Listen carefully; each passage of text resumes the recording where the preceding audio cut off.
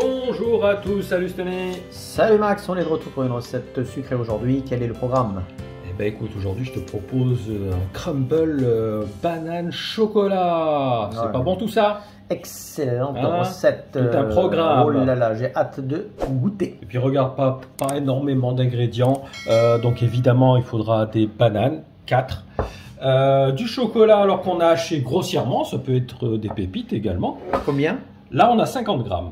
80 grammes de farine, 80 grammes de sucre, 80 grammes de beurre ramolli. Donc, pensez à sortir votre beurre à l'avance.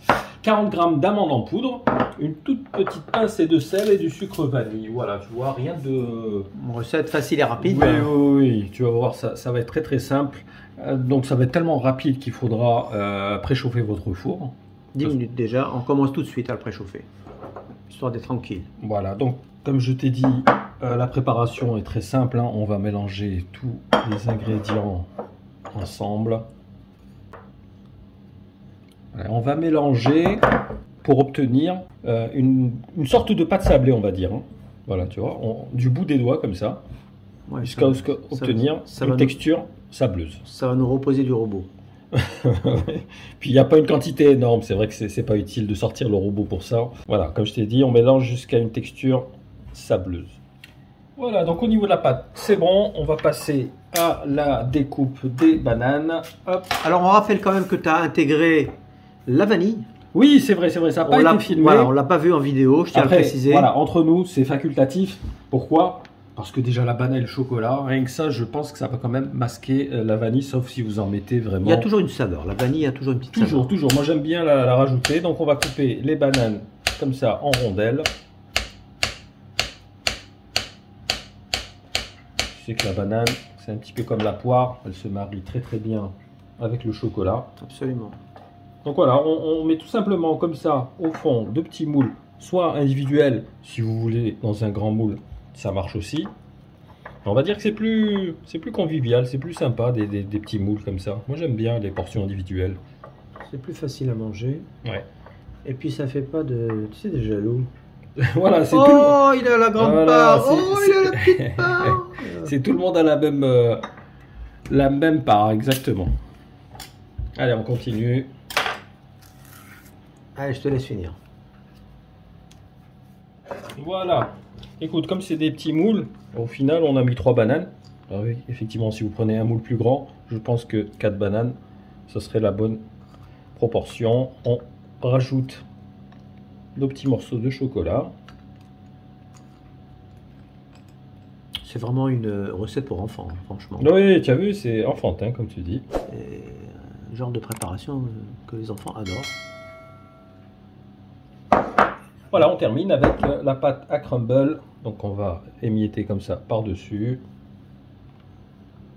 Ouais, c'est pas comme un liquide ou... Non. Voilà, c'est ça. Une préparation un peu... Comme une pâte sablée, en fait, tu vas voir. Ça va dorer au four. Ça recouvre à peine, légèrement C'est ça. les bananes et le chocolat. Bon, écoute, je vais terminer. On va enfourner à 180 degrés, donc 25-30 minutes, jusqu'à ce que la pâte à crumble ait pris une belle couleur dorée. D'accord? Allez, on se retrouve en fin de cuisson. À tout à l'heure. Et voilà, après 30 minutes de cuisson, on regarde comme c'est bien doré. Oh là, ça sent bon, ça sent le chocolat, ça sent la banane. Ouais, la banane, elle a vraiment un parfum. On a laissé un petit peu tiédir, parce que chaud, c'est pas très agréable, il faut le reconnaître. Donc tiède, ça passe très bien. Et ça se consomme tiède donc, hein, j'ai bien compris. Ah, froid aussi, hein, mais on va dire que l'idéal c'est vraiment tiède pour avoir, tu sais, le côté de... On ressent bien la pâte sablée qui est friable quand elle est tiède. C'est vrai, quand elle refroidit... Quand elle refroidit, c'est un peu différent, tu vois. C'est une autre saveur, on va dire. Hein. Donc on casse un petit peu, un peu comme pour la crème brûlée, tu sais. Et puis on a, hop.